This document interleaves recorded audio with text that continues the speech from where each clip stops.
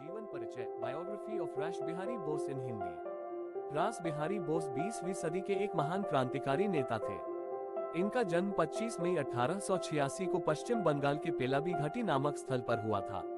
रास बिहारी बोस का जीवन परिचय में एक झलक इस क्रांतिकारी देशभक्त के संपूर्ण जीवन पर। इनका जन्म 21 जनवरी 1945 को बर्धमान वर्तमान पश्चिम बंगाल में हुआ था। इनके पिता का नाम विनोद जी बोस था, जो पेशे से अध्यापक थे। इनके जीवन पर विनोद जी का व्यापक असर पड़ा। उन्हीं के विचारों से प्रेरित होकर रास बिहारी बचपन में ही भारत से अंग्रेजों को खदेड़ने की प्लानिंग सोच रहे थे। कालांतर में इन्होंने अंग्रेजी सेवा में कुछ समय के लिए क्लर्क के पद पर भी कार्य किया, जहां उनकी मुलाकात अनेक क्रांतिकारी नवयुवकों से हुई, जिनकी प्रेरणा उन्हें क्रांतिकारी गतिविधियों तक ले आए। पहली बार रास बिहारी बोस बंग विभाजन के समय सक्रिय कार्यकर्ता के रूप में सामने आए।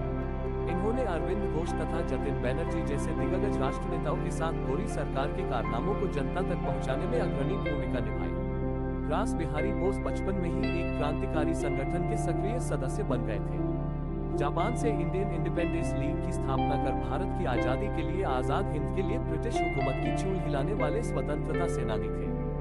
बोस ने नेताजी के साथ मिलकर भी काम किया।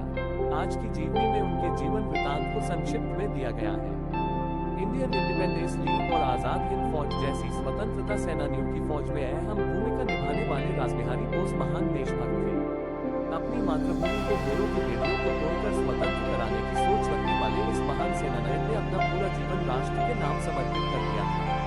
वे भले ही आजादी का सवेरा नहीं देख पाए, मगर उनके बलिदान और देशप्रेम ने आगामी प्रयासों को दैवीय शक्ति प्रदान की। अपने देश के लिए इतना बलिदान देने वाले रास बिहारी बोस को जापानी सरकार ने उनकी मृत्यु के बाद Order of the Rising Sun से भी सम्मानित किया था। उन्होंने उत्तर प्रदेश, दिल्ली, पंजाब सहित भारत के बहुत से क्षेत्रों से मुक्त क्रांतिकारी संगठनों को खड़ा किया। 23 दिसंबर 1912 वो दिन था जिस दिन बोस देश भर के लोगों के सामने आए। उस समय उन्होंने वायसराय लॉर्ड होर्डिंग पर दिल्ली में हमला किया था, जिसके बाद ये बनारस चले गए, जहां पर गदर पार्टी के सहयोग से आंतरिक रूप से एक सक्रिय क्रांतिकारी दल का गठन किया। हालांकि वे जिन सपनों को लेकर चल रहे थे उन्हें साकार करना उतना आसान नहीं था। उनकी राह का सबसे बड़ा रोड़ा अंग्रेजी हुकूमत थी, जिन्होंने बोस के कई साथियों को राजद्रोह के आरोप में बंद कर दिया था। क्रांतिकारी जीवन और जापान यात्रा।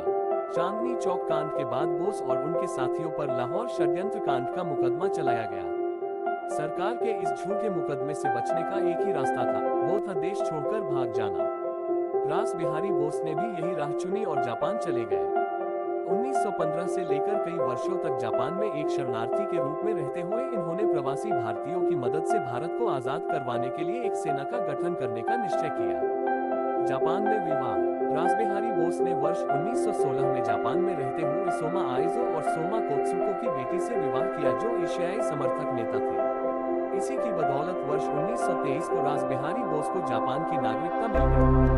इसी क्रम में जून 1942 में थाईलैंड की राजधानी बैंकॉक में रास बिहारी बोस ने भारतीय स्वाधीनता संगठन का अधिवेशन बुलाया। इसी समय पर खाड़ी के एशियाई देशों से नेताजी सुभाष चंद्र बोस आजाद हिंद फौज का गठन कर चुके थे, जिसकी कार्यकारिणी परिषद के अध्यक्ष स्वयं रास बिहारी बोस ही थे। अपने अभियान की कामयाबी के लिए इन्होंने जापानी सरकार से भारतीय बंदियों तथा सरकार के प्रत्यक्ष सहयोग से भारत की स्वतंत्रता दिलाने के लिए सहायता भी मांगी।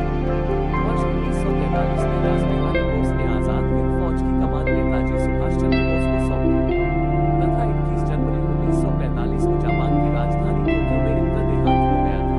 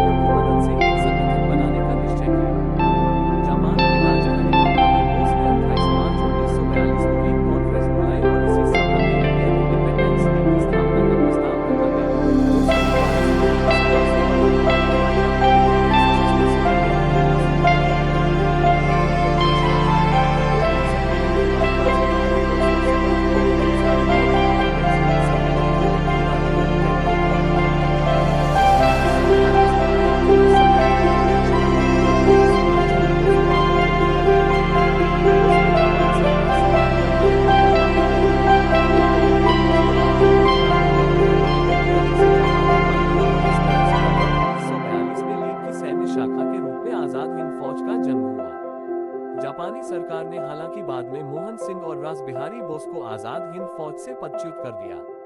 मगर नेताजी के नेतृत्व में ये संगठन भारत की आजादी के लिए विदेशी धरती पर काम करता रहा।